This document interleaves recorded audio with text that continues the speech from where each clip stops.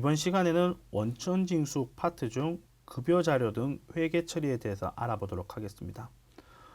급여 등 회계 처리라는 것은 세무사랑 프로그램이 급여 자료 등을 입력을 통하고 그 입력이 완료됐었을 때 그 입력된 내용을 자동적으로 붕괴를 회계 처리를 해줄 수 있는 부분에 대한 내용입니다.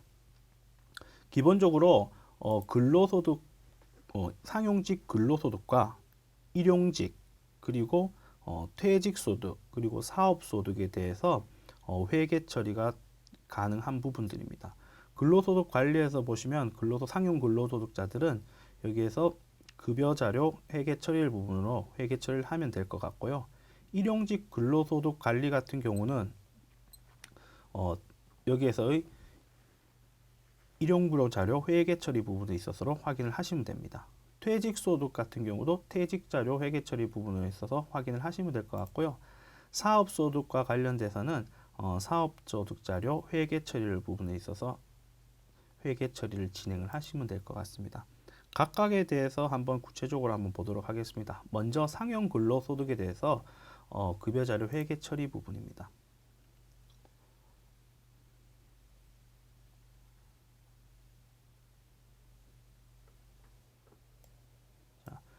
급여 자료 회계 처리 부분을 보시면은 귀속 요일에 해당 요일을 입력을 하시고 불러오기를 하면 됩니다.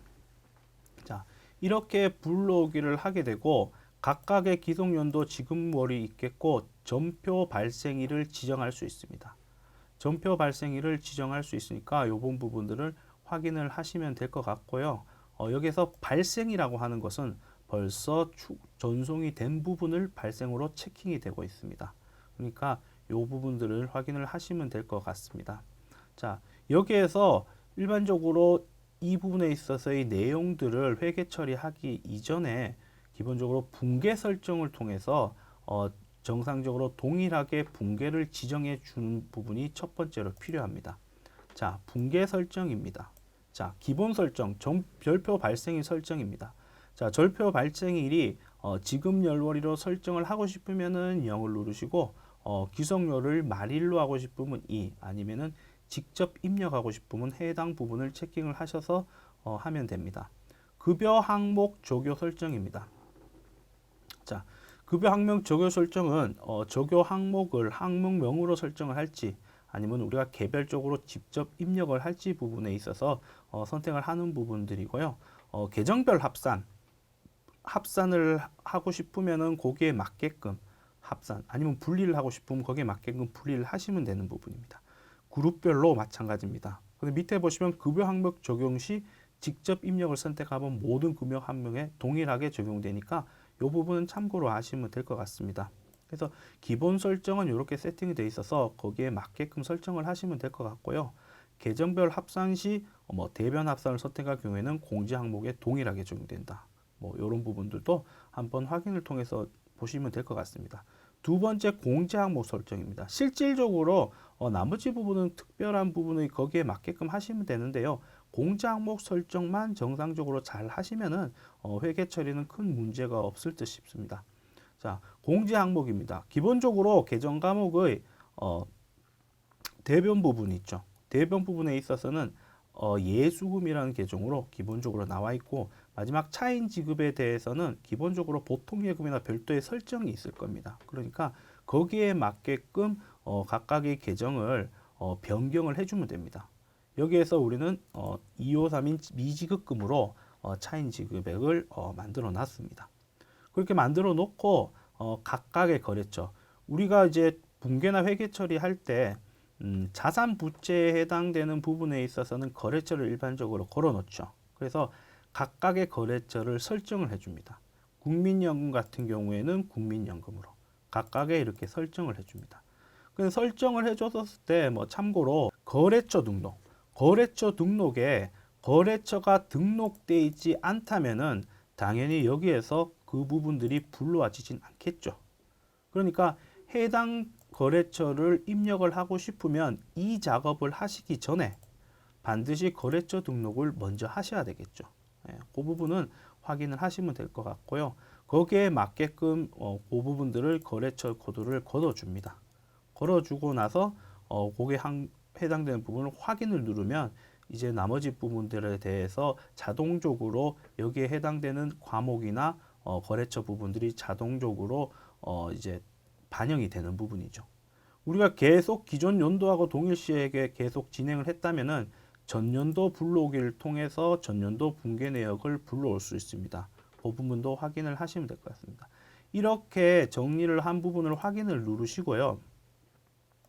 자, 확인을 누르시고 전체적인 부분을 체킹을 한번 하셔서 새로 불러오기를 통해서 뭐 한 번 더 불러오는 것도 하나의 방법이겠죠. 자, 불러와지면 기본적으로 관련된 내역들에 대해서 거래처 코드나 예수금 설정, 미지급금, 그 다음 뭐 나머지 부분들이 자동적으로 붕괴 설정에 맞게끔 설정되어집니다. 이 부분을 개별적으로 체킹을 하셔서 마감을 하시든지 이 부분을 체킹을 전체적으로 체킹을 하셔서 전표 추가를 누르시면 각각 전표들이 해당 날짜에 전표가 생성됩니다. 자, 일단 우리는 1월달 부분에 있어서 전표 추가를 하긴 했죠. 자, 이 부분을 별도로 전표 입력을 한 부분을 취소하고 싶다라는 부분은 취소를 누르시면은 입력된 전표가 삭제됩니다. 자, 1월에 보시면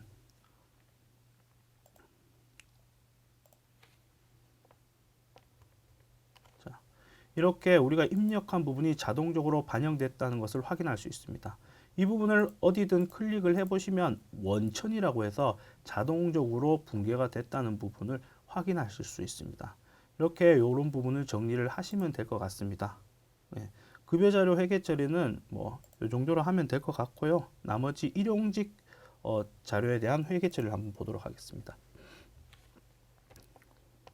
자, 해당 요로리를 입력을 하시면 될 것 같습니다.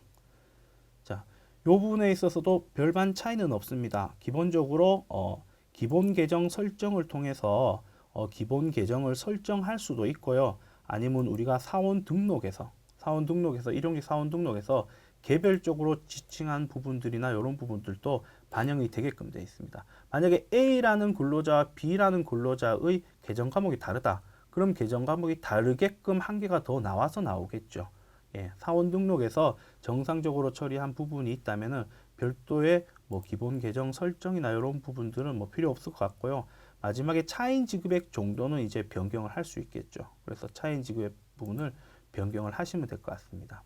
자, 적요 등록은 뭐 항목 적요를 동일하게 사용하냐 안 사용 부분을 확인한 부분이니까 뭐고 한 번 정도는 보시면 될 것 같고요. 다만 일용직 같은 경우에는 기본적으로 이렇게 거래처 등록이나 이런 부분은 기본적으로 이렇게 정리를 할 수 없게끔 돼 있죠. 여기서 보면은. 그래서 거래처 부분은 개별적으로 거래처 코드를 설정을 해 주셔야 된다. 개별적으로. 예. 이 부분을 확인을 하시면 될 것 같습니다. 그리고 뭐 마찬가지로 일용직 근로자료에 대해서 해당 사항이 있으면은 해당 전표 발생일이나 이런 부분을 다 확인하셔서 해당 발생일을 입력을 하시고 전체 부분에 있어 전표를 추가하고 그 전표 추가가 잘못됐다 싶으시면 전송 취소를 누르셔 갖고 별도의 붕괴가 삭제될 수 있게끔 정리를 하시면 됩니다. 자, 다음은 퇴직소득 회계처리입니다. 자, 퇴직소득 회계처리 부분인데 뭐 별반 차이는 없이 회계처리를 하시면 됩니다. 자, 퇴직소득 회계처리인데요. 뭐 여기에 보시면 지급일자로 전표 발생 세팅이라고 해서 클릭을 하시면 요 지급일자로 전표 발생들이 자동적으로 세팅을 하게끔 돼 있고 전표 추가나 이런 부분은 뭐 별도로 똑같습니다. 자, 퇴직급여도 거래처 부분이나 이런 부분에 해당 사항들이 있으면 계정 과목이나 거래처 코드를 각각 설정해서 뭐 이렇게 반영을 하시면 되는데요. 근데 퇴직소득 같은 경우는 회계처리는 한번 잘 확인을 해 보시고 하셔야 될 거예요. 왜냐하면 우리가 확정급여형 퇴직연금이나 뭐 퇴충 뭐 이런 부분들이 있으면 붕괴를 퇴직 비용이라 처리 안 하고 대손 충당금이라고 해서 정리를 하거나 별도의 별도의 운영자산이나 이런 부분에 있어서 상계처리나 이런 부분들이 있기 때문에 퇴직급여 부분은 한번 확인을 잘 하셔갖고 정상적인 퇴직급여가 중복되지 않게 뭐 세무 조정으로 처리를 할 수는 있겠지만은 중복되지 않게 다시 한 번 더 확인하셔 갖고 퇴직 소득은 회계 처리를 하시면 될 것 같습니다. 자, 그 다음에는 사업 소득입니다. 사업 소득 자료 회계 처리입니다.